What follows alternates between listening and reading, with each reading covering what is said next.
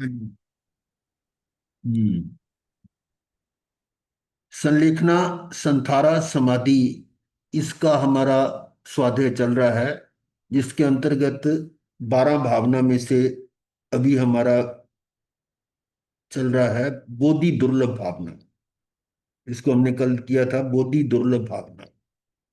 तो यहाँ संक्षेप में जो हम कल कर रहे थे, उक्त छंदों में नहीं, पहले जो हमने पढ़ा है, कहीं मात्र अपनी पहचान को दुर्लभ बताया गया है, तो कहीं मात्र सम्यक ज्ञान या यथार्थ ज्ञान को।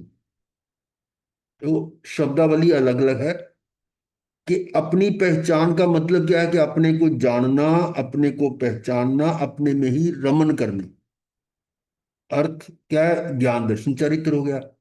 और ये सम्यक ज्ञान क्या है? यथार्थ ज्ञान, ये भी वही है। जब ज्ञान हो गया, सम्यक ज्ञान हो गया, सम्यक दर्शन के बिना सम्यक ज्ञान नहीं होता। तो इसका मतलब सम्यक दर्शन भी है, और फिर अगर है तो उसमें आचरण भी सम्यक होगा। तो इन सब का अर्थ एक ही निकलता है। क्या कह रहे हैं? कि इनमें कहीं तो मात्र अपनी पहचान को दुर्लभ बताया, कि भी अपनी पहचान ही दुर्लभ है, आज तक हमने अपने आप को पहचाना ही नहीं। और तो कहीं मात्र सम्यक ज्ञान या यथार्थ ज्ञान को, कि आपने हमें ये सही ज्ञान प्राप्त ही नहीं हुआ अब तक। पर गहराई में जाकर देखें तो आशय सर्वत्र एक ही है। मतलब समझने वाली बात एक ही है कि क्या दुर्लभ है। सर्वत्र एक ही ध्वनि है कि पुण्यवानों को दुनिया में सभी संयोग सहज उपलब्ध हो जाते हैं। पुण्यवानों को मिलेंगे, और पुण्य होंगे तभी मिलेंगे ना। तो पुण्यवान जो है उनको दुनिया में सभी संयोग सहज उपलब्ध हो जाते हैं। ये ध्यान से ये सेंटेंस समझ लीजिए, क्योंकि ये हम कहते हैं ये ऐसे संयोग मिलने भी दुर्लभ है, पर यहां तो सुलभ बता दिया। ये दोनों चीजों की कंसिडरेशन अभी आगे आएगी। तो पुण्यवानों के लिए तो ये सभी संयोग सहज, और हमने कितनी बार ऐसी पुण्यवानी प्राप्त की है। और हमें भी समय समय पर सभी अनुकूल प्रतिकूल संयोग प्राप्त होते रहे हैं। इसका मतलब संयोग जो है ना, जो अनुकूल या संयोग मिले हैं वो तो हमें मिले ही हैं, अनुकूल भी प्रतिकूल भी मिले हैं, ये तो सहज ही मिले हैं। पर एक यथार्थ ज्ञान जो है, अपनी पहचान, आत्मोन्मुखी पुरुषार्थ के बिना सहज सुलभ नहीं है। ये मुश्किल है, ये दुर्लभ है। क्या? एक यथार्थ ज्ञान यानी अपनी पहचान आत्मोन्मुखी पुरुषार्थ के बिना सहज सुलभ नहीं है, अर्थात ये दुर्लभ है। तो देखिए दोनों बातें आ रही हैं, कि संयोग तो सुलभ बता दिए, और अपनी पहचान यानी आत्मा का यथार्थ ज्ञान ये दुर्लभ बता दिया। अब एक तरह से हम इसको रिवर्स भी कर सकते हैं। कैसे? कि भी ये जो हम तो पुण्यवानों को मिलता है, और पुण्य इकट्ठे करने की आसान नहीं है। कहाँ से हम कहाँ चले, कितना समय लग गया, अनंत काल बीत गया, तो सुलभ कैसे हुई? और दूसरा है, जैसे ये कहते हैं कि अपनी पहचान दुर्लभ है, परंतु अनंतों ने ये प्राप्त किया। और दूसरा, मेरा आत्मा का स्वभाव है, तो दुर्लभ कैसे हुआ? तो इस दोनों को हम करेंगे, ये इस पे चर्चा करेंगे। और उसके पीछे हमारा थीम क्या है, कि अल्टीमेटली हमने जो जिसको हम दुर्लभ बता रहे हैं उसको प्राप्त करना, उस बुद्धि को प्राप्त करके, और उसमें हमने मतलब उसके आत्मसात करना है, अपने आप में उस बुद्धि में जाना है। तो यहां पर आया था, अतः पुण्योदय से प्राप्त भोगों में ना उलझकर। यहां कहने का अर्थ क्या है, कि भी पुण्य तो हमें कई बार मिले, उसमें ना उलझकर संपूर्ण शक्ति से अपने को जानो, पहचानो, और अपने में ही जम जाओ, रम जाओ। ये हमारा संदेश है इस बोधि दुर्लभ का। कि भी जो संयोग है वो तो उसको पीछे मत पड़ो, वो तो मिले भी, अनुकूल भी मिले, प्रतिकूल भी मिले। तो जो चीज अभी तक नहीं मिली है, उसके लिए अपना पुरुषार्थ लगा दो, संपूर्ण शक्ति से अपने को जानो, पहचानो, और अपने में ही जम जाओ, रम जाओ। सुखी होने का एकमात्र यही उपाय है। अब इसी को यहां पर हमने छोड़ा था कल, कि बोधि की दुर्लभता का गहराई से अनुभव हो। बोधि की दुर्लभता का, अब उसका वर्णन करने के लिए नीचे एक ये कवि की भावना आ रही है, कि गहराई से अनुभव, इसके लिए निगोद से लेकर उत्तरोत्तर दुर्लभता का बड़े ही मार्मिक ढंग से चिंतन किया जाता रहा। कि भी निगोद से हमने यहां तक कैसे पहुंचे, उसका यहाँ वर्णन है। कविवर मंगत राय कृत 12 भावना में इसे इस प्रकार व्यक्त किया गया है। दुर्लभ है निगोद से थावर अरु त्रस गति पानी, नर काया को सुरपति, नर काया को सुरपति तरसे सो दुर्लभ प्राणी। दुर्लभ है निगोद से थावर अरु, निगोद से स्थावर में पहुंचना, क्या मतलब? निगोद से निगोद तो मतलब फिर भी मतलब अनंत अनंत अनंत काल होता, बाद में निगोद स्थावर से में थोड़ा निकलने के कम। लिए स्थावर में आना, और हाँ जी। उस दुर्लभ है। त्रस गति पानी, यानी त्रस गति को पाना और भी दुर्लभ है। दुर्लभ। दुर्लभ है निगोद से थावर और त्रस गति पानी, यानी निगोद से निकल स्थावरों में आना, फिर स्थावरों से निकलकर त्रस गति में जाना, ये बहुत दुर्लभ है। फिर आ गया नर काया को सुरपति तरसे सो दुर्लभ प्राणी। ये नर काया, जो नर मनुष्य की काया मिली है, इसको तो देव भी, देवता भी तरसते हैं। वही तो कह रहे हैं देवानुप्रिय, देवों को वो प्रिय है। और उत्तम देश सुसंगति दुर्लभ श्रावक कुल पाना, दुर्लभ सम्यक दुर्लभ संयम पंचम गुण ठाना। उत्तम देश सुसंगति दुर्लभ, आर्य देश, उत्तम देश का मतलब आर्य देश। और फिर सुसंगति, सुसंगति का मतलब जो आपको, जो गुरु गुरु मिले, सतगुरु की। गुरु की संगत मिले। और ऐसा करके श्रावक कुल पाना, श्रावक कुल, ऐसे घर में पैदा होना जहां श्रावक हो। दुर्लभ सम्यक दुर्लभ संयम पंचम गुण ठाना, दुर्लभ रत्न त्रय आराधन दीक्षा का धरना। अब दुर्लभ, दुर्लभ सम्यक दुर्लभ संयम पंचम गुण ठाना, यानी ये जो सही का प्राप्त होना दुर्लभ है, और फिर संयम का प्राप्त होना और दुर्लभ है। पंचम गुण ठाना, ये पांचवें गुण स्थान से भी संयम और दुर्लभ हो गया। दुर्लभ रत्न त्रय आराधन दीक्षा का धरना, दीक्षा और भी दुर्लभ हो गई। दुर्लभ मुनिवर को व्रत पालन शुद्ध भाव करना, दुर्लभ तय दुर्लभ है चेतन बोधि ज्ञान पावे, पाकर केवल ज्ञान नहीं फिर इस भव में आवे। ये उत्तरोत्तर दुर्लभता का वर्णन किया जा रहा है। देखिए, आचार्य पूज्य पूज्य पाद बोधि की इस दुर्लभता को इस प्रकार स्पष्ट करते हैं कि एक निगोद शरीर में सिद्धों से अनंत गुने जीव हैं। एक शरीर में, इसका एग्जाम्पल देते हैं कि एक छोटे छोटे गोला, गोले में फिर आगे वो पता नहीं क्या होता है, और उसमें उसमें कितने असंख्यात शरीर होते हैं।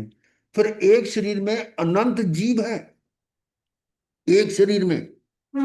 इसका अर्थ क्या हुआ? शरीर तो एक है, पर जीव उसमें अनंत है। अब वो कहोगी ये कैसे हो सकता है? क्योंकि हर आलू में जीव भी, है, आलू में भी ऐसा ही होता है। और वो सारे अनंत, वो जितने भी हैं जो साधारण वनस्पति, उसमें अनंत ही जीव होते हैं। निगो, उसको भी निगोद ही कहते हैं। आलू को भी निगोद कहते हैं, जिसमें अनंत जीवों, निगोद ही कही जाती है। काई है, निगोद है। और ये जो स्प्राउट्स, वो अंकुरित है ना, वो भी अंकुरित। निगोद है, उसमें भी अनंत है। हम्म। तो इसमें इसके एक शरीर में सिद्धों से अनंत गुने जीव हैं। और शरीर कितना सूक्ष्म है वो, हम देख भी नहीं सकते। और ऐसे ये सारे ठसाठस भरे पड़े हैं निगोद के जीव। इस प्रकार हम्म। स्थावर जीवों से ये संपूर्ण लोक भरा हुआ है। स्थावर में ही है निगोद ही, ये अनंत पूरे लोक को भरा हुआ है इसने। और जिस प्रकार बालू के समुद्र में गिरी हुई, बालू कहते हैं रेत, रेत का समुद्र हो, रेगिस्तान, उसमें गिरी हुई वज्र सिकता की कणिका। ये वज्र सिकता क्या होती है? हम्म? रेत है, उसमें वज्र सिकता, सिकता का अर्थ यहां एक बार मैंने देखा था, चीनी, चीनी का होता है ना, क्रिस्टल चीनी का। शुगर, शुगर का जो क्रिस्टल है छोटा सा बारीक, वो भी रेत की तरह ही नजर आती है ना। यानी जिस तरह रेत है, अब बारीक चीनी जो होती है, उसको यहाँ सिकता शब्द वज्र सिकता, यानी कि वो जो है छोटे छोटे उसके क्रिस्टल्स हैं, वो अच्छा। रेत में अगर मिल जाए, है ना। वो देसी खंड होगी। हाँ जी हाँ जी। क्या कह रहे हैं? वो देसी खंड होती है महाराज जी, उसको कहते हैं जो उसके नहीं, ब्लड। चीनी जो आ रहा है उसमें कोई सा शुगर भी आती है, मैं चीनी बताता हूँ का एक खंड। मिनट, एक सेकंड। चीनी जो आती है ना, इसमें ग्रेड होते हैं, हाँ जी। A B C D E. ये हमने अच्छा। बेची हुई है इसलिए मुझे पता है। ए ग्रेड की जो चीनी होती है वो दाना बहुत मोटा होता है, हम्म। और बी का उससे बारीक होता है, सी उससे बारीक, डी उससे बारीक, ई बहुत बारीक होती है चीनी। चीनी होती है, मतलब इसकी जो है ना सॉर्टिंग करके अलग अलग बना लेते हैं, जितना मोटा क्रिस्टल होगा उसमें ज्यादा, उसमें मतलब अच्छा गिना है, उसकी कीमत भी ज्यादा होती है, रेट में ही फर्क होता है। तो यहाँ वो छोटे जो चीनी के क्रिस्टल्स हैं, वो रेत में मिल जाए कोई, अब बताओ उसमें ढूंढोगे कैसे? ये दृष्टांत दिया है, जिस प्रकार बालू के समुद्र में गिरी हुई वज्र सिकता की कणिका का मिलना दुर्लभ है। दुर्लभ है, ये तो समझ आ गई बात। चाहे वो सिकता कुछ भी है, मतलब रेत में चीनी मिल गई मान लो, हम यही समझ लें, तो उसमें से निकालना बहुत मुश्किल है। उसी प्रकार स्थावर जीवों से भरे हुए इस भव सागर में, स्थावर कौन से हैं जी? पृथ्वी, पानी, अग्नि, हाँ जी। वायु और वनस्पति, स्थावर जीव है ना, बहुत है। निगोद में लागे तो अनंत अनंत है, अनंत अनंत जीव है। और इस प्रकार से ये स्थावर जीवों से भरे हुए इस भव सागर में जितने स्थावरों के जीव हैं, उनमें त्रस प्राय प्राय कितनी है? बहुत थोड़ी सी है। जिस तरह से रेत के समुद्र में वो चीनी है, वो थोड़ी सी है ना, चीनी के दाने थोड़े डाले हैं, वो मतलब उसके मुकाबले में बहुत कम है। इसी प्रकार से ये जो स्थावरों का समुद्र है, उसमें त्रस कितने के हैं? बहुत कम है। अब समझ आ गई बात कि हाँ जी त्रस, हाँ जी। त्रस जो है ना, क्योंकि वो तो पृथ्वी असंख्यात है, पृथ्वी असंख्यात जीव पृथ्वी के हैं, पानी भी असंख्यात है, अग्नि असंख्यात है, असंख्यात। और जो निगोद है, वायु भी असंख्यात है, निगोद जो है वो अनंत है। तो इन सब अनंत अनंत में जो त्रस काय के जीव हैं, त्रस प्राय के, यानी केंद्रीय बेंद्री तेंद्री पिचेंद्री, वो कितने के हैं? बहुत थोड़े हैं। तो उनको ढूंढना कितना मुश्किल है।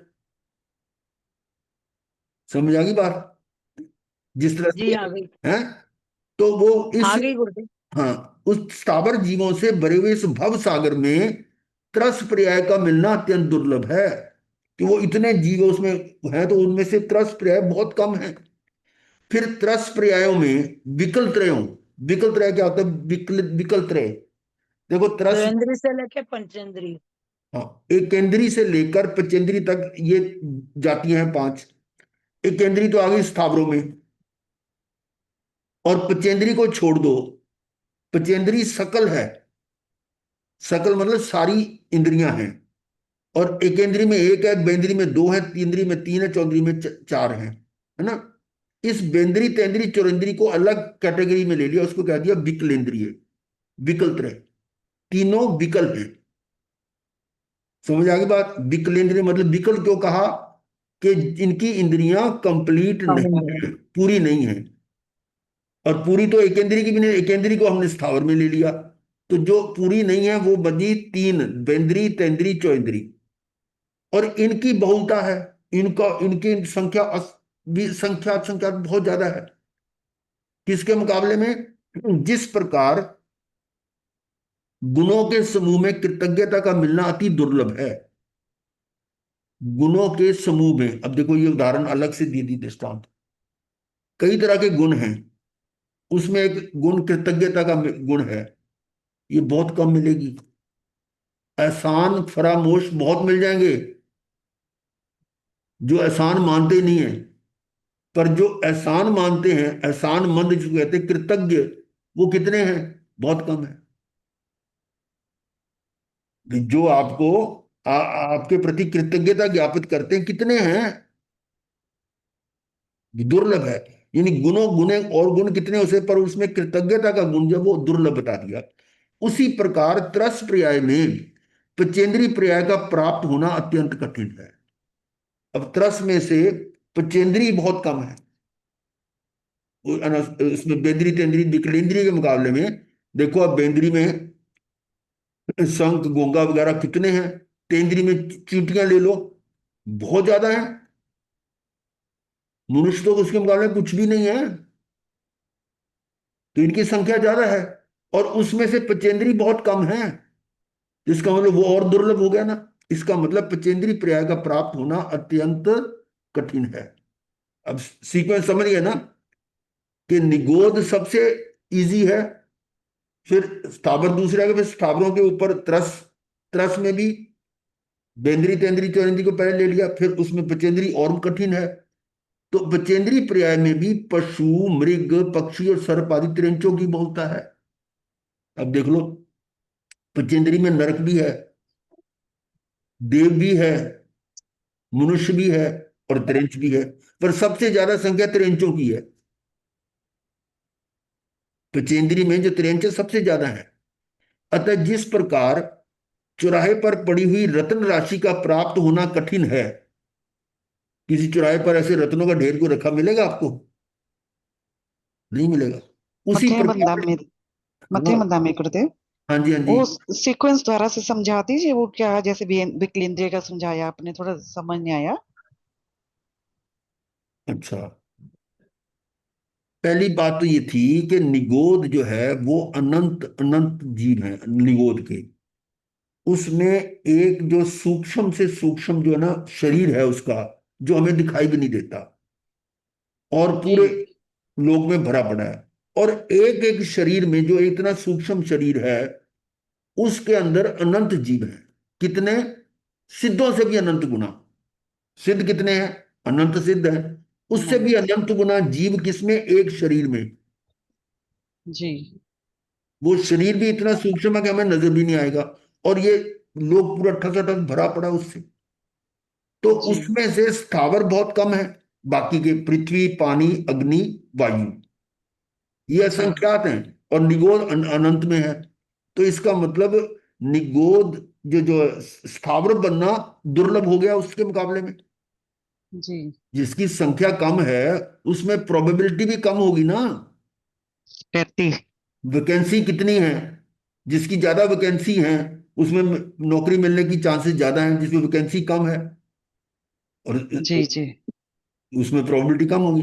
तो इस प्रकार से इसको उदाहरण दिया था कि जिस प्रकार बालू के समुद्र में गिरी वज्र सिकता की कणिका का मिलना दुर्लभ है, कि रेत में आपने थोड़ी चीनी मिला दी, जी अब उस चीनी को प्राप्त होना, यानी उस रेत दुर्लभ। में से चीनी को ढूंढोगे तो कहाँ मिलेगी? उसकी बहुत दुर्लभ है। दुर्लभ है। जी जी उसी प्रकार स्थावर जीवों से भरे हुए, स्थावर जीव भरे पड़े हैं जिसे रेत का समुद्र है, उसमें से त्रस, त्रस काय को ढूंढना बहुत मुश्किल है। त्रस काय बहुत थोड़ी है, कैसे ढूंढोगे उसको? तो उसका मिलना दुर्लभ है। फिर त्रस में भी बेंद्री तेंद्री चौंदरी की बहुलता है।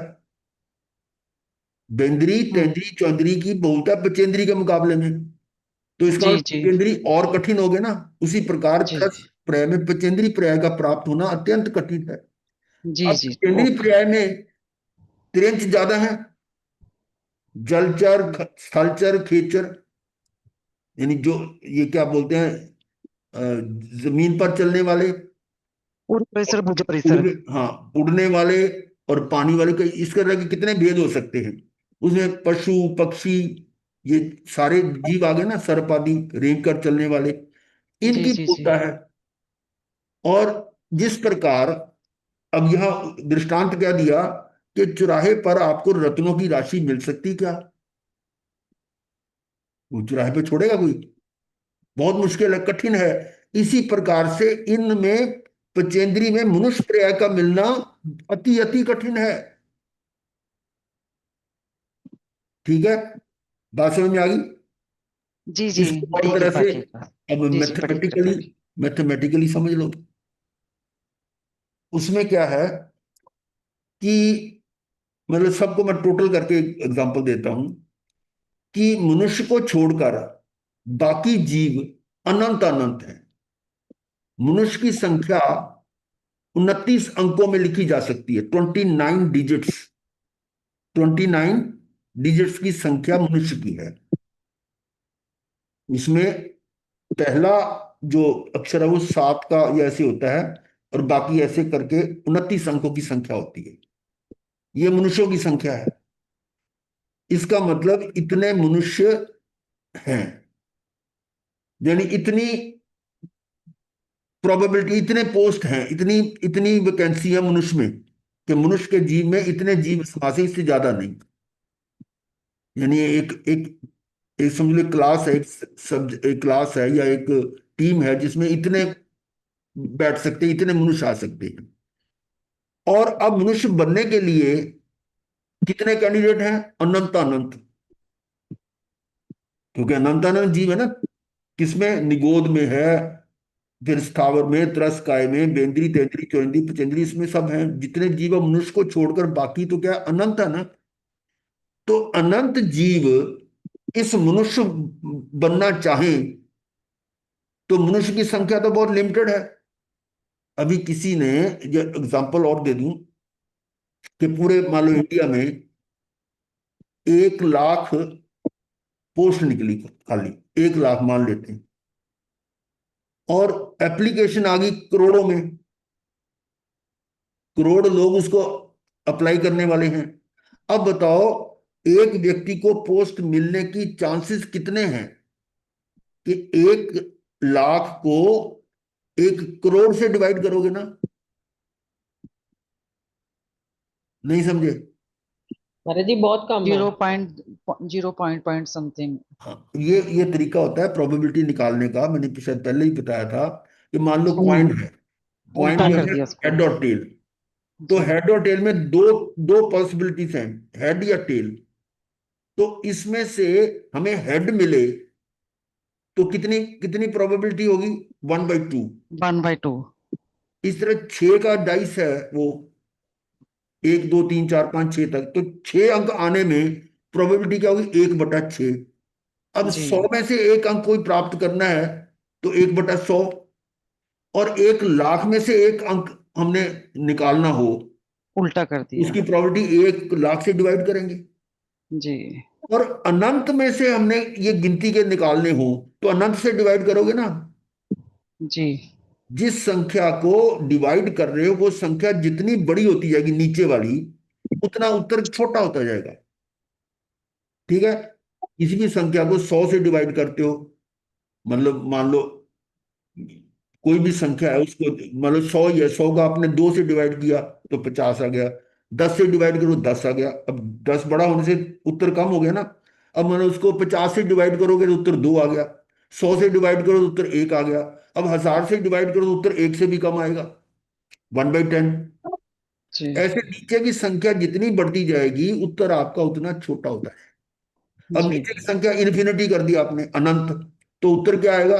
That will be infinite. By 0। 0। 0 that tends to 0, मतलब 0 के करीब करीब होगा। जी अब बात समझ में आ गई ना। ये कठिनता जी की जी। बात यहां इस तरह से भी समझ सकते हैं। अब बताइए कि यहां मनुष्य पर्याय का मिलना कितना कठिन है, ये हमने यहां से समझा।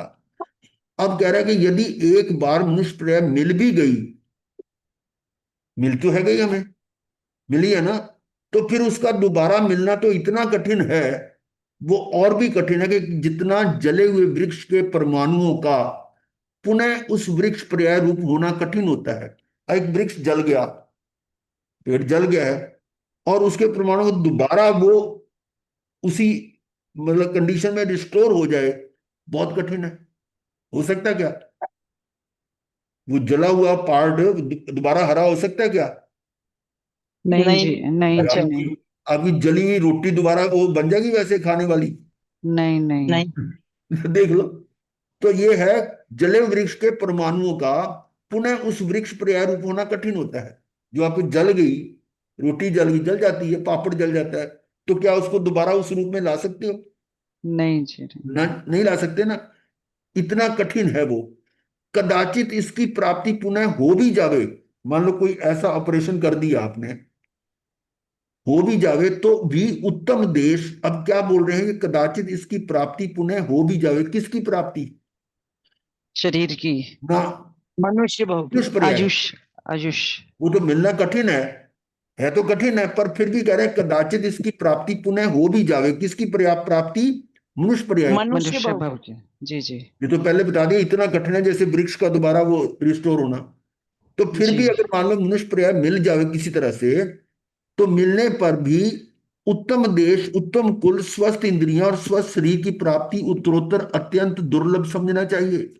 जी जी। पहले तो उत्तम देश मिलना मुश्किल है, उत्तम देश मिल गया तो उत्तम कुल, किसी नीच कुल में पैदा हो गया, किसी कसाई के घर पैदा हो गया, तो क्या होगा? जी उत्तम कुल भी चाहिए।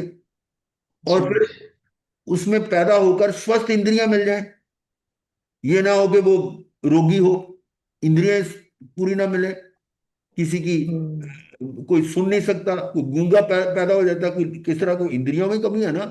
किसी को नजर कम आता है, और कई अंधे भी होते हैं, अंधे लूले लंगड़े ऐसे ही बन जाते हो, इंद्रियों की स्वस्थ नहीं है ना।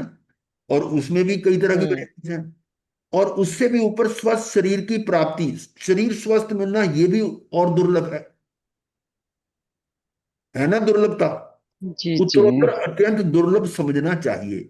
इन सब के मिल जाने पर भी, अब आ गया पॉइंट यहां, इन सब के मिल जाने पर भी यदि सच्चे धर्म की प्राप्ति ना हुई, क्या कह रहे हैं, सब कुछ मिल गया हमें, इतना दुर्लभ दुर्लभ दुर्लभ करते करते हमें ये मिल भी गया कि इसकी प्रोबेबिलिटी बहुत कम थी, मीन्स वी आर लकी कि हमें ये मिल गया। अब ऐसा जी। मिल जाने पर ही यदि सच्चे धर्म की प्राप्ति ना हुई, सच्चा धर्म क्या है? जिन धर्म, जिन आत्मा, रूपी धर्म। आत्मा की पहचान। ये हम्म तो धर्म है, आत्मा की पहचान। और ऐसा हम्म यदि ना हुआ तो जिस प्रकार दृष्टि के बिना मुख व्यर्थ है, हम्म। क्या मतलब इसका? आंखें ना होना, अंधा होना आंखें ना। मतलब। हाँ, तो उसका मुंह क्या फायदा, क्या फायदा उसका? हम्म। उसकी शक्ल ही नहीं सही बनेगी ना। अगर कोई एक अंग भी, एक अ, नाक भी टेढ़ा मेढ़ा बन गया, या मान लो कि होंठ उसके खराब हुए, तब भी शक्ल बदल जाती है। और आंख ही ना हो तो शक्ल उसकी क्या बनेगी? जिस प्रकार दृष्टि के बिना मुख व्यर्थ है, उसी प्रकार सद्धर्म बिना, सत धर्म, सच्चा धर्म, वो क्या है? आत्मा। उसके बिना मनुष्य जन्म का प्राप्त होना व्यर्थ है। अब देख लो कैसे थोपड़ा बना दिया हमारा, ये थोपड़ा ही है। दैती भगवान। मुख, मुख तो मुख थोपड़े को कहते हैं ना। जो ऐसा मुखड़ा होगा तो उसको क्या कहोगे? सुंदर सही थोड़ा बात। कहोगे इसको, तो थोपड़ा है तो वो है। अगर ये सच्चा धर्म नहीं मिला तो ये मनुष्य जन्म भी क्या है? कुछ भी नहीं है, व्यर्थ है। व्यर्थ है।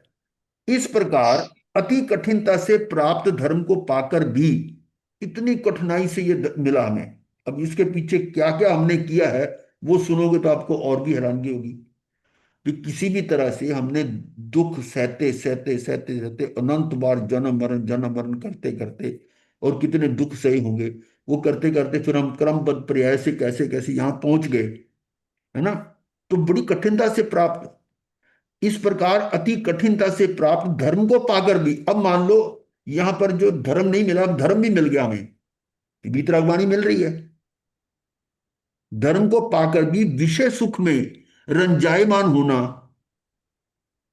धर्म को मिल गया, आपको जैन धर्म मिल गया, वाणी मिल रही है, पर उसको मिलने के बाद भी विषय सुख में रंजायमान, विषय सुख मतलब इंद्रियों के गुणों में, क्या? शब्द वर्ण गंध रस, उसमें रंजायमान। रंजायमान का मतलब लिप उसमें ही वो हो गया, डूब जाना, मतलब डूब जैसे जाना। मनोरंजन करते हैं वैसे हो ये गया ऐसे मनोरंजन। मनोरंजन में रंग जाता है ना, वो रंजायमान है, वो हाँ है। जी, हाँ जी। लिप्त लिप्त ऐसा होना, उसमें ही रच पच जाना। इसको उदाहरण दृष्टांत दिया कि भस्म के लिए चंदन जला देने के समान निष्फल है। इसका क्या हम्म। मतलब हुआ? ये एक कहानक, मतलब चंदन जैसी उच्च लकड़ी को भी ऐसे ही व्यर्थ कर दिया, ऐसे हो गए। एक मनुष्य कथानक जन्म। है, वो मेरे को पूरा याद नहीं है। तो एक से लकड़हारा था, जंगल में लकड़ी काट रहा था, तो राजा कहीं वो भटक गया। तो राजा को उसने, मतलब जो पानी की प्यास थी, पानी वानी पिलाया, उसकी सेवा की पूरी। तो उसने कहा भी तू करता क्या है? कहता है मैं ऐसे बस जंगल से लकड़ियां काट के लाता हूँ, लकड़ी बेच के अपना गुजारा करता हूँ। तो अब सुनाई राजा, थी भगवान, आपने सुनाई थी ये कथा पहले, स्टोरी। अच्छा वो मैं सेठ कहता आप मर जाओगे तो मर जाए, मन के मन में सोचा। राजा कहता ये मर जाए, तो दोनों ने ऐसे उल्टा सोचा है ना। नहीं नहीं नहीं, वो नहीं है। तो ऐसा करके ना राजा ने इसको बुलाया, तू मेरे पास आना।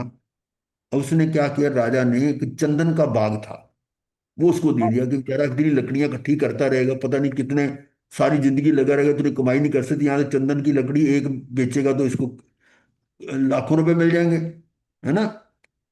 अब वो उसको चंदन का बाग दे दिया। अब तो राजा ने दे दिया, उसके बाद अपने चुपचाप। अब वो क्या करता है, उसको पता नहीं चंदन की वैल्यू क्या है, चंदन की कीमत नहीं पता। वो तो उस जलाने के काम ले रहा है उससे। चंदन की लकड़ी को जलाकर उसका कोयला बना रहा है, कोयले बेच रहा है, लकड़ी बेच रहा है। कहता है लकड़ कोयले की कीमत ज्यादा बनती है, उसकी भस्म बना रहा है।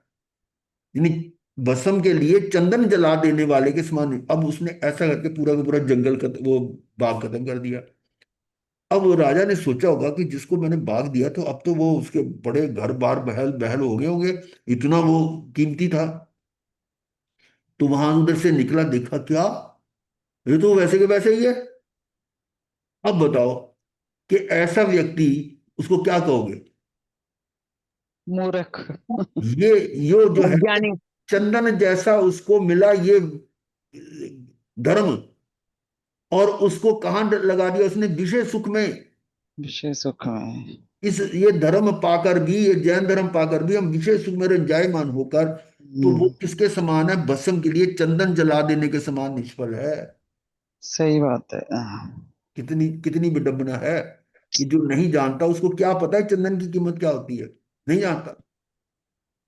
यहां तक कि चंदन के जो पेड़ होते हैं ना, उसके साथ दूसरे पेड़ भी होते हैं ना, वो चंदन के नहीं होते, लेकिन उसकी खुशबू से उसमें भी खुशबू आनी शुरू हो जाती है। लोग उसी को भी चंदन कह देते हैं और बेचते हैं चंदन के कह के। असली चंदन नहीं होता वो। खास करके जो शव यात्रा में वो शमशान में लगाते हैं ना, वो सारे ऐसे ही होते हैं। लकड़ियां जो होती हैं वो असली चंदन नहीं होता। वो मतलब असली चंदन की तो वैल्यू बहुत ज्यादा है। और चंदन के व्यापारी थे ना, एक कौन था वो, एक बड़ा मशहूर था। इसमें साउथ में था ना। वीरप्पन गुरुदेव। हाँ, वीरप्पन नहीं, था। वो तो हाँ। डाकू था, पता नहीं। हाँ जी। है? चलिए। डाकू कौन था? डाकू भी था एक। नहीं, वीरप्पन यही था, तस्कर था इसका, चंदन का। तस्कर था, हाँ जी, हाँ जी, वीरप्पन। तो ऐसा, यानी ये बताया कि इसना धर्म पाकर भी अगर आप उसमें रंजायमान, विषयों में रंजायमान हो रहे हो, तो ये क्या किसके समान है कि जो चंदन को कोयले में कोयला बना के बेच रहा है उसका। कदाचित विषय सुख से विरक्त हुआ। अब देखो, विषय सुख से विरक्त हो गया, तो भी तप की भावना,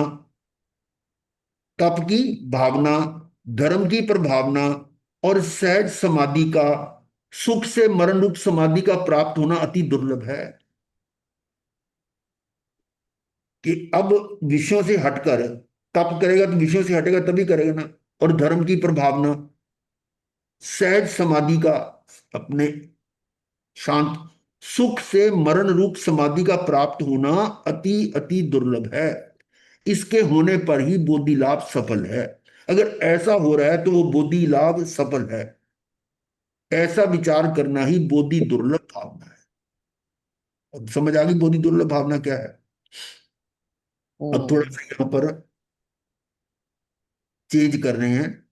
त्रस पर्याय की दुर्लभता से लेकर रत्नत्रय बोधि की दुर्लभता तक की अनेक दुर्लभताओं में मनुष्य पर्याय की दुर्लभता एक बीच का बिंदु है। यानी जो ऊपर सारी कहानी की है ना, उसमें त्रस से लेकर और रत्नत्रय बोधि, यानी सम्यक दर्शन ज्ञान चरित्र की बोधि प्राप्त होना, उसके बीच में ये मनुष्य पर्याय आ गई। वह एक ऐसा बिंदु है जहां तक का अति कठिन रास्ता जैसे भी हो, पर हम सब ने पार कर लिया है। हम सब ने, मतलब जो जो आप सुन रहे हो, पढ़ रहे हो, वो रास्ता तो पार कर लिया है। जहां तक के अति कठिन रास्ता जैसे भी हो, पर हम सब ने पार कर लिया है। उससे भी आगे आर्य देश, उत्तम कुल, वीतराग धर्म और उसका श्रवण भी हमें सहज उपलब्ध हो गया है। ये भी मिल गया हमें। क्या परिश्रम किया आपको नहीं पता। इस महान उपलब्धि की सार्थकता, ये सार्थक कब होगा? जब सम्यक दर्शन ज्ञान चरित्र रूप बोधि की उपलब्धि में ही होगा है। ये अगर हमें बोधि प्राप्त होती तो ये सार्थक है, ये मिलना। ठीक है। यदि इस महादुर्लभ मानव जीवन को पाकर भी, यदि इस महादुर्लभ मानव जीवन को पाकर भी हमने बोधि की प्राप्ति नहीं की, क्या समझे? इस महादुर्लभ मानव जीवन को पाकर भी हमने बोधि की प्राप्ति नहीं की, तो इसका पाना ना पाना बराबर ही समझना चाहिए। क्या क्या फायदा हुआ? वो चंदन मतलब कोई का फायदा ही बाग, नहीं मनुष्य बन के भी हुआ हमको। वो चंदन का बाग जो है उसके लिए क्या फायदा हाँ किया जी, उसके? वो उसको मिला या ना मिला एक बराबर हो गया। एक बराबर हो गया। ये बात कर रहे हैं कि ऐसा करके भी अगर उसकी बोधि प्राप्त नहीं हुई तो इसका पाना ना पाना बराबर है। यही कारण है कि आचार्य पूज्य पाद के उक्त कथन में मनुष्य भव की दुर्लभता की बात 2 बार कही गई है। यह भी चेतावनी दी गई कि यदि यह मनुष्य भाव विषय कषाय के सेवन में यूं ही चला गया तो फिर दोबारा मिलना उससे भी अति कठिन है। पहली बात तो है कि मनुष्य भाव मिलना कठिन है, और मिलके एक बार चला गया तो दोबारा मिलना वो और भी कठिन है। अतः एक के बाद एक इतनी कठिनाइयों से प्राप्त इस अवसर को यूं ही गवा देना, एक के बाद एक इतनी कठिनाइयों से प्राप्त इस अवसर को यूं ही गवा देना कहां की समझदारी है? क्या कह रहे हैं? मूड समझता क्यों नहीं? ये मूडता ही तो वही है। मूर्खता ही होगी। जब तक विचार रहित असैनी पर्यायों में था। अब देखिए, विचार रहित, विचार कब होते हैं? जब मन होता है। और असैनी का मतलब असंगी। असंगी। असंगी को असैनी लिखा है। असैनी, असंगी को सैनी भी बोलते हैं और असंगी को असैनी। जब असैनी पर्याय में था, असंगी पर्याय में था, यानी चौरिंद्री तक तो सारे असंगी थे कि नहीं? और पचेंद्री में भी असंगी भी है, असंगी भी है। तो जब पचेंद्री भी बन गया, उसमें असंगी रहा, तो उसमें तो वो विचार ही नहीं कर सकता। तब तक तो बुद्धि पूर्वक पुरुषार्थ का कोई अवसर ही नहीं था। अब वो बुद्धि मन, वो है ही नहीं मन, तो कैसे करेगा वो? फिर भी सहज क्रमबद्ध परिणमन के कारण, अब ये पॉइंट आ गया, सहज क्रमबद्ध परिणमन, जैसे उसकी पर्याय जो वो होने वाली थी, जो पहले से निर्धारित है, उसके कारण इस अवस्था को प्राप्त हो गया। नहीं, व्यवस्था में था, हो गया जैसे तैसे भी। पर अब तो सर्व प्रकार अनुकूलता है, विचार शक्ति सहित है।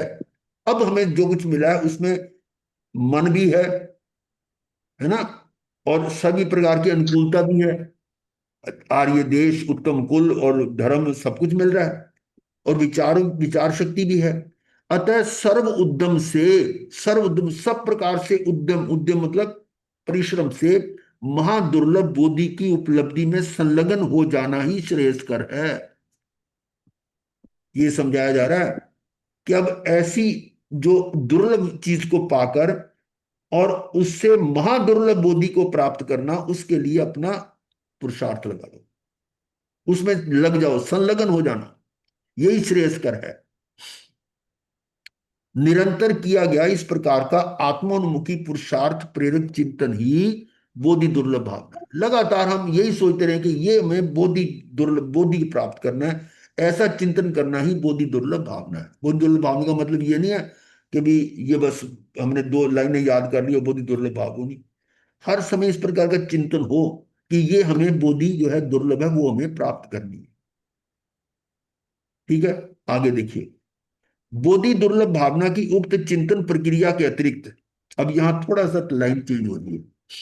बोधि दुर्लभ भावना की उक्त चिंतन प्रक्रिया के अतिरिक्त निश्चय व्यवहार की संधि पूर्वक एक और प्रक्रिया भी पाई जाती है। निश्चय और व्यवहार ये 2 नए हैं कि निश्चय में क्या है और व्यवहार में क्या है। जिसमें चिंतन इस प्रकार होता है कि बोधि तो अपना स्वभाव है। ये क्या है? निश्चय की बात, ये निश्चय की बात है। बोधि तो अपना स्वभाव है, कि ज्ञान मैं स्वयं हूं। ठीक है ना? जानना जानना जाने मेरा स्वभाव है, तो बोधि तो मेरा अपना स्वभाव है, ये निश्चय की बात है। और बोधि तो अपना स्वभाव है, दुर्लभ कैसे हो सकता है? जब अब मेरा अपना स्वभाव है, दुर्लभ कैसे होगा? यहां पर प्रश्न उठाया जा रहा है। जब अपना स्वभाव भाव है, स्वभाव भाव ही दुर्लभ होगा, तो फिर सहज सुलभ क्या होगा? अगर ये मेरा अपना स्वभाव ही दुर्लभ है, तो फिर सहज सुलभ क्या होगा? प्रश्न उठा दिया। इसका मतलब निश्चय में तो ये सुलभ है, निश्चय में तो ये मेरा स्वभाव है, ये मेरा स्वभाव, इसलिए ये सुलभ है। पर ये दुर्लभ क्यों बना, उसकी लाइन आगे की आ रही है। हमने अपने अज्ञान एवं अरुचि से उसे दुर्लभ बना रखा है। बात समझ आ गई? सही बात है। कि अज्ञान के कारण और अरुचि, हमारी रुचि नहीं है। मतलब कई बार हम ये बताते हैं कि देख लो इस विषय को सुनने वाले कितने लोग हैं, रुचि रखने वाले कितने हैं, और मान लो किसी भी तरह से बिठा भी दिया और उस पे इसका गहन चिंतन करने वाले कितने हैं। मैं आपके लिए नहीं कह रहा, मतलब इस तरह से मान लो प्रवचन आदि में होता है कि भीड़ इकट्ठी कर ली, पर सारे के सारे में रुचि से थोड़े बैठे हैं, कोई तो सिर्फ ऐसे ही बैठे होते हैं। और हमने तो देखा कई तो लोग जो है ना, बस हाजिरी भरने के लिए आते हैं कि हमने मतलब ये हम कथा में गए थे, सुनते कुछ नहीं। होता है कि नहीं? बस हाजिरी भरी, हाँ हाजिरी होगी। क्यों? महाराज भी ऐसे होते हैं, हाजिरी लगाते हैं, हाँ भाई फलाने गांव वाले खड़े हो जाओ, फलाने वाले वो हाजिरी लगाते हैं, उस तरीके से वो भी आगे वहां। ऐसे हैं कई कि भी तो आज कल तुम्हारे रिश्तेदार जो है सारे उनको बुला के लाना, तो वो आगे, पर उनकी रुचि थोड़ा है। तो ये अज्ञान और रुचि से दुर्लभ बना रखा हमने इसको। हमने तो ऐसे भी देखे कि जो प्रवचन खत्म होने वाला होता है ना, वो उससे 5-4 मिनट पहले आते हैं। देखा कि मंगल पाठ हो रहा है तो वो अंदर हॉल में भी नहीं आते, पीछे सीधा किचन में जाते हैं, अपना नाश्ता करते हैं। ऐसे भी देखे, प्रैक्टिकल हमने देखा है, हम ये कामों में लगे रहे हैं ना, इसलिए पता है। तो ये रुचि वाले कितने हैं? अभी पिछले साल उसके पहले निधि कृपा महाराज जी का चतुर्मास था, अशोक विहार, ये बताते हैं हमारे को। तो उन्होंने किचन बिल्कुल बंद करवा दी थी, कुछ नहीं होगा, पानी चाय कुछ नहीं देना। और प्रवचन में लोग आते थे, 1 सेकंड मिनट भी लेट नहीं होते थे, प्रवचन शुरू होने से पहले बैठे होते थे और पूरा प्रवचन सुनते थे। हाजिरी भी अच्छी थी, क्योंकि उसमें वही आएंगे जो रुचि रखने वाले हैं। वो तमाशबीन या वो शो पीस नहीं आएंगे। समझिए ना? चाहे वो संख्या कम हो, पर होंगे वो समझदार। इसलिए हमें तो बड़ी तसल्ली है कि हमारे जो मेंबर 7 है या 8 है या 10 है, वो बहुत बढ़िया है। हमने भीड़ इकट्ठी नहीं कर ली। हो जाए तो ठीक है, पर उसके लिए हमारे को इतनी चिंता नहीं है। तो यहां पर क्या था, ये जो अपना स्वभाव है वो दुर्लभ कैसे हुआ? तो उसका उत्तर आया कि हमने अपने अज्ञान एवं अरुचि से उसे दुर्लभ बना रखा है। वस्तुतः तो वह सहज सुलभ ही है। ठीक है? बात समझ आ गई? इस संदर्भ में पंडित जयचंद जी छाबड़ा कृत 12 भावना का निम्नांकित छंद द्रष्टव्य है। बोधि आपका भाव है, निश्चय दुर्लभ नाहि, भव में प्राप्ति कठिन है, ये व्यवहार कहां। बोधि आपका भाव है, बोधि आपका भाव है, यानी आपका स्वभाव है। निश्चय दुर्लभ नहीं, निश्चय में दुर्लभ नहीं है, स्वभाव दुर्लभ होता ही नहीं। भव में प्राप्ति कठिन है, पर इस भव में आने के बाद भी उसकी प्राप्ति कठिन है, ये व्यवहार कहां। उत्तर है इसका, सम्यक दर्शन ज्ञान चरित्र रूप बोधि तो आत्मा का स्वभाव है, अतः निश्चय से दुर्लभ नहीं है। ऊपर की लाइन का अर्थ हो गया। संसार में उसकी प्राप्ति कठिन है, प्राप्ति कठिन है ये तो मात्र व्यवहार से कहा जाता है, निश्चय में नहीं। व्यवहार में तो क्या, हमारी व्यवहार की दृष्टि में उसी सब। और अगली गाथा में बताया भगवती दास जी का, दुर्लभ प्रभ द्रव्य, दुर्लभ पर द्रव्यनी को भाव, सो तो ही दुर्लभ है सुनिराव, जो है तेरो ज्ञान अनंत, सो नहीं दुर्लभ सुनो महंत। दुर्लभ पर द्रव्यनी को भाव, जो पर द्रव्य का जो भाव है उसको आप जान सकते हो। दुर्लभ पर द्रव्यनी को भाव, सो तो ही दुर्लभ है सुनिराव। अर्थ क्या है? पर पदार्थों की प्रवृत्ति अपने अधीन ना होने से, जो पर पदार्थों में जो कुछ हो रहा है वो आपके कंट्रोल में नहीं है। पर पदार्थों की प्रवृत्ति अपने अधीन ना होने से पर द्रव्यों के भाव ही वस्तुतः दुर्लभ है। उसमें क्या हो रहा है वो आपको नहीं समझ आएगा। हे आत्मन, तेरा जो अनंत ज्ञान रूप भाव है वह किसी भी रूप में दुर्लभ नहीं है। ये आगे निश्चय की बात। यानी एक तरफ से तो हौसला दे रहे हैं, प्रोत्साहित कर रहे हैं, दूसरी तरफ ये कह रहे हैं कि अरे बड़ी कठिन है। दोनों मैंने बताया ना कि ये दोनों चीज चलेंगी, दुर्लभ भी और सुलभ भी चलेगी। तो असली मकसद क्या है? सुलभ इसलिए बताना है कि इससे घबराने की जरूरत नहीं है। दुर्लभ इसलिए था कि इसके लिए कठिन परिश्रम करना पड़ेगा। दोनों तरह से है, बातें दोनों से। इंटरेस्ट ही नहीं है गुरुदेव, इंटरेस्ट होएगा तभी तो कुछ होएगा। हाँ। इस चिंतन प्रक्रिया का आशय ये है, अब ऐसा चिंतन क्यों किया कि जगत में अपनी वस्तु की प्राप्ति सुलभ और पर वस्तु की प्राप्ति दुर्लभ मानी जाती है। जो अपनी चीज है वो सुलभ है, मैं मेरे पास है, और पर वस्तु की प्राप्ति दुर्लभ मानी जाती है। गहराई में जाकर विचार करें तो ये बात सत्य भी प्रतीत होती है।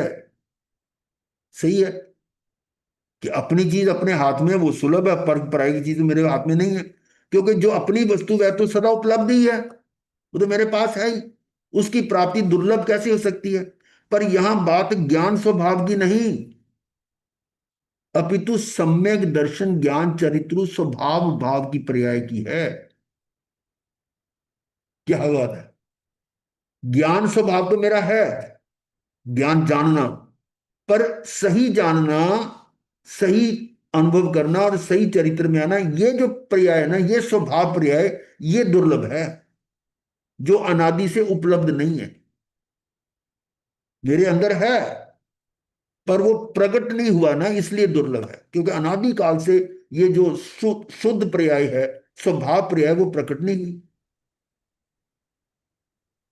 देखो दोनों तरह से बात आ गई ना, कि हाँ वो जी, मेरा ही गुण है, मैं ही परमात्मा हूं, भगवान आत्मा मैं ही हूं, लेकिन वो भगवान आत्मा अभी अपने जो व्यवहार से देखें तो वो उस समय वो पूर्ण नहीं है। निश्चय में तो मैं हूं, पर व्यवहार में भी नहीं हूं, और ये व्यवहार से मैं कब से नहीं हूं? अनंत काल से, अनादि काल से व्यवहार के साथ ही है। यद्यपि ये बात सत्य है कि सम्यक दर्शन ज्ञान चरित्र स्वभाव पर्याय अनादि से नहीं है, ये जो रत्न त्रय की स्वभाव है मेरा अनादि से नहीं है, तथापि अनादि अनंत सदा उपलब्ध ज्ञान स्वभाव के दर्शन का नाम, अनादि अनंत सदा उपलब्ध ज्ञान स्वभाव तो मेरा है ना अंदर, आत्मा में, आत्मा के साथ ही है, उसके दर्शन का नाम सम्यक दर्शन, जानने का नाम सम्यक ज्ञान, और उसी में रमने जमने का नाम सम्यक चरित्र है। अतः सदैव बहुत उपलब्ध त्रिकाली ध्रुव आत्मा के दर्शन भी स्वाधीन होने से सुलभ ही है, जबकि लौकिक संयोग पराधीन होने से सहज सुलभ नहीं है, दुर्लभ है। यहां सिद्ध किया गया है कि ये बोधि जो है ना वो अपना स्वभाव सुलभ है, और पर के जो संयोग है वो दुर्लभ है। उल्टी बात करिए ये पहले वाले से। यहां एक प्रश्न संभव है कि एक और तो रतन त्रय बोधि को महादुर्लभ बताया जा रहा है, और दूसरी ओर सुलभ कह रहे हो। दोनों में सत्य क्या है बताओगी? पहले तो ये सिद्ध किया कि रत्न त्रय बोधि महा महा दुर्लभ है, और अब यहां कह रहे हैं कि निश्चय में तो वो सुलभ है। पहला कदम ही ज्यादा मुश्किल है, बाद में सब आसान है, इसका ये मतलब हुआ। ये गुरुदेव मैंने तो दोनों चीजें इसका नए ये की बताया अपेक्षा था से अभी है, आपने, निश्चय और व्यवहार से है ये। मैं अभी जो आपने बताया उसमें ये था कि वो इतनी घाटियां और निगोज से लेके जो सफर था वो तो अपने आप हो गया, हमें उसका कुछ नहीं पता, वो सहज था। पर अब हाँ, उसके आगे से जो बोधि प्राप्त करना और उसके आगे जाना, वो हमारे हाथ में, हमें वही दुर्लभ लगता है क्योंकि हमको अपनी पहचान ही नहीं है। हाँ ठीक है। अब देखो कि यहां पर उसी को महादुर्लभ को महासुलभ भी कह दिया। ये तो मेरा अपना गुण है, स्वभाव है, तो अपने स्वभाव तो मैं अपने को प्राप्त कर सकता हूं, उस हिसाब से सुलभ भी है।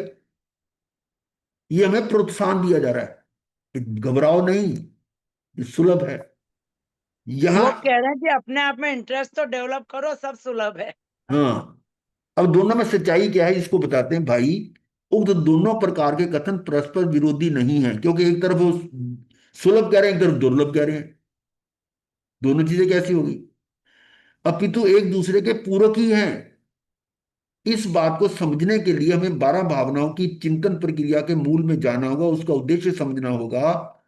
ये बताया जा रहा है कि लोक भावना और धर्म भावना के बीच में समागत बोधि दुर्लभ भावना का मूल अभिप्रेत ये है कि ये आत्मा इस षट द्रव्यमयी विस्तृत लोक से दृष्टि हटाकर ज्ञानानंद स्वभावी निज लोक को जानकर पहचान कर उसी में जम जाने रम जाने रूप रतन त्रय स्वरूप धर्म दशा को शीघ्र अतिशीघ्र प्राप्त कर अनंत सुखी हो, ये भावना है। लोक भावना में लोक को जाना, षट द्रव्यात्मक लोक, और धर्म भावना में धर्म को जाना कि धर्म ये आत्मा का है। उसके लिए हमें जल्दी से जल्दी उस तरह की दशा में, उस रतन त्रय स्वरूप दशा, उसको प्राप्त करना है। इसका करके आप अनंत सुखी हो गए, ये बताया जा रहा है। अपने इस उद्देश्य की पूर्ति के लिए सर्वप्रथम उपलब्ध मनुष्य पर्याय की दुर्लभता का भान कराया गया जाता है। सबसे पहला क्या किया कि मनुष्य पर्याय बहुत दुर्लभ है। फिर उसकी सार्थकता के लिए रत्न त्रय प्राप्त करने की प्रेरणा देने के लिए रत्न त्रय की दुर्लभता का भान कराया जाता है। तदर्थ भरपूर प्रेरणा भी दी जाती है कि साथ ही संयोग अनेक बार उपलब्ध हो गए हैं, ये बताकर उनके प्रति विद्यमान आकर्षण को कम किया जाता है। अब यहां देखो क्या कह रहे हैं। पहले था कि ये जो पुण्यवानी से संयोग मिलते हैं अच्छे में, पर ये तो हमें अनेक बार मिल चुके हैं। इसका मतलब ये हमारे लिए अट्रैक्शन का पॉइंट नहीं है। संयोग अनेक बार उपलब्ध हो गए हैं ना वो वाले, जिस संयोग से हम आगे इस रत्न त्रय को प्राप्त कर सकते हैं। ये संयोग भी मिले हमें कई बार, तो इसका मतलब उस संयोगों पर भी हमने रुकना नहीं है। ये उसके प्रति विद्यमान आकर्षण को कम किया जाता है कि वहां रुकने की जरूरत नहीं है, आगे बढ़ो। किंतु जब ये जीव बोधि लाभ को अत्यंत कठिन मानकर अनुत्साहित होकर पुरुषार्थहीन होने लगता है, अब ये पॉइंट आ गया, वो इतनी कठिन है तो उससे उसका हौसला बैठ जाता है और पुरुषार्थहीन होने लगता है, तो उसके उत्साह को जागृत रखने के लिए उसकी सुलभता का ज्ञान भी कराया गया। बात समझ आई? ये दोनों को कैसे लिया, एक दूसरे के पूरक कैसे हैं। आगे अतः अतः बोधि की दुर्लभता और सुलभता दोनों ही एक ही उद्देश्य के पूरक हैं, काल्पनिक भी नहीं है, अपितु सत्य के आधार पर प्रतिष्ठित है। बोधि लाभ स्वाधीन होने से सुलभ भी है। स्वाधीन का मतलब मेरे अपने अधीन है, स्वाधीन मतलब मेरे अपने अधीन है, और अनादिकालीन अनुपलब्धि एवं अनभ्यास के कारण दुर्लभ है, क्योंकि अनादिकाल से मिला नहीं इसलिए दुर्लभ है। चलिए यहीं तक करते हैं, थोड़ा सा भजन ले लेते हैं फिर। अब ये सरल बना रहे हैं हम इसको, कैसे हैं देखो जरा।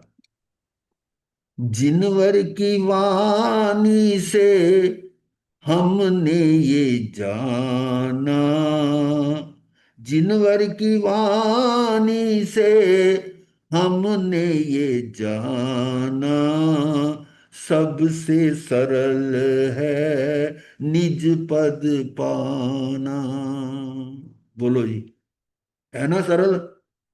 जिनवर की वाणी से हमने ये जाना, सबसे सरल है निज पद पाना। सोए थे अनादि से हम मोह की गहल में, सोए थे अनादि से हम मोह की गहल में। गहल क्या होता कीचड़, है? कीचड़, कीचड़, कीचड़। कीचड़ नहीं, मोह की गहल। नशा में, नशे में। मोह की निद्रा में। हाँ, ये भी हो सकता है, मोह के नशे में। निद्रा भी होती है। या ऐसे गहल गुच्छे को भी कहते हैं। और गहल इसको भी कहते हैं, जैसे मान लो बहुत धूल उड़ रही हो तो उसके भी वो गहल सी हो जाती ना, वो धुंध मोह की धुंध गहल, जब यानी तक मोह का, मोह के गुच्छे हैं उसमें, वो ऐसा जो नहीं उसका वो इकट्ठा हो रहा है उसमें। एक तरह से हम ये कह सकते हैं कि भी उसके नशे में, नशे। नशे में है। सोए थे अनादि से हम मोह की गहल में, मोह के नशे में सो रहे थे। वीर की वाणी से आए चेतना महल में, वीर की वाणी से आए चेतना महल में। ये आगे बोधी वाणी सुनी, वीर की वाणी से चेतना महल में आ गए, अपनी चेतना में बाहर से हट के अंदर आ गए। सोए थे अनादि से हम मोह की गहल में, वीर की वाणी से आए चेतना महल में। आज ये समझ में आया हो, आज ये समझ में आया, जग है बेगाना सबसे सरल है निज पद पाना। आज ये समझ में आया, जग है बेगाना। जिनवर की वाणी से हमने ये जाना, सबसे सरल है निज पद पाना। अपनी निधि को भूला दुखी संसारी, अपनी निधि को भूला दुखी संसारी। निधि कौन सी है? वही बोला है ना, निज निधि निज में बताई, ये अनंत उपकार है उसके लिए जिन वाणी माँ को वंदना शत बार है। ये वाणी है। अपनी निधि को भूला दुखी संसारी, प्रभु से पदार्थ मांगे भगत बन भिखारी। प्रभु से पदार्थ मांगे भगत बन भिखारी। क्या मतलब हुआ? प्रभु से मांग रहा है अगर तो मांग ही रहा है तो वो भिखारी ही होएगा, कुछ भी मांगेगा। भगत बन भिखारी, भिखारी बन के मांग रहा है वो, कहेगा भगत हो वो। भगवान तार दो मेरे को, ये कर दो, मेरा ये कर दो, वो कर दो, कृपा कर दो। ये भिखारी। जी संसारी चीजें ही मंगते हैं। हाँ कुछ, अरे संसारी का दूसरी भी नहीं का मांग भी नहीं सकते कुछ, जो हाँ जो हाँ मेरे अंदर है। संसारी मांगते हैं। पर मैं तो स्वयं भगवान हूँ। हाँ, भगवान आत्मा का ही आश्रय लेने से मुक्ति है। प्रभु से पदार्थ मांगे भगत बन भिखारी, भोगों के भगत शिवपुर हो, भोगों के भगत शिवपुर कैसे होगा जाना, सबसे सरल है निज पद पाना। भोगों के भक्त जो पदार्थ मांगे तो भोगों में भक्त हो गया ना, भोगों के भगत शिवपुर कैसे होगा जाना। जो भोगों के भक्त मान रहे हो, भगवान मेरे को ये दे दे, मेरे को ये दे दे, तो भोगों के भक्त बने उस शिव पर कैसे जाए? शिव पर मतलब मोक्ष। सिद्ध जिन पर शिलामणि। की वाणी से हमने ये जाना, सबसे सरल है निज पद पाना। अंतिम है, गुरु ने बताया मार्ग सीधा व सपाट रे, गुरु ने बताया मार्ग सीधा व सपाट। सीधा सपाट तो समझते हो ना, सीधा रास्ता। गुरु ने बताया मार्ग सीधा व सपाट रे, तेरी उपयोग परिणति खा जावे गुलाट रे, तेरी उपयोग परिणति खा जावे गुलाट रे। परिणति गुलाट कैसे है? गुलाटी समझते हो? बंदर मारता है। हाँ जी, समर हाँ, सॉल्ट वजह से उलट उलट उलट हो जाता है उलटबाजी, ना। हाँ उलटबाजी जी। लगते थे हाँ जी। वो गुलाटी, उलटबाजी बच्चे बचपन में करते रहे हम, ऐसे नीचे सिर करके गुलांटी, है हमारे यहाँ ना। गुलांटी भी बोलते। हाँ, गुलाटी कहते हैं उसको, गुलाटी कहते हैं, गुलाट गुलाटी एक ही बात है। तेरी उपयोग पर निधि खा जावे गुलाट रे। गुरु ने बताया मार्ग सीधा व सपाट रे, तेरी उपयोग परिणति खा जावे गुलाट रे। इसी रास्ते से होगा वो, इसी रास्ते से होगा शिवपुर जाना, सबसे सरल है निज पद पाना। जिनवर की वाणी से हमने ये जाना, सबसे सरल है निज पद पाना। यानी दुर्लभ को सुलभ बना दिया। ये सोच की बात है, हम कैसे सोचें। ओम हरि।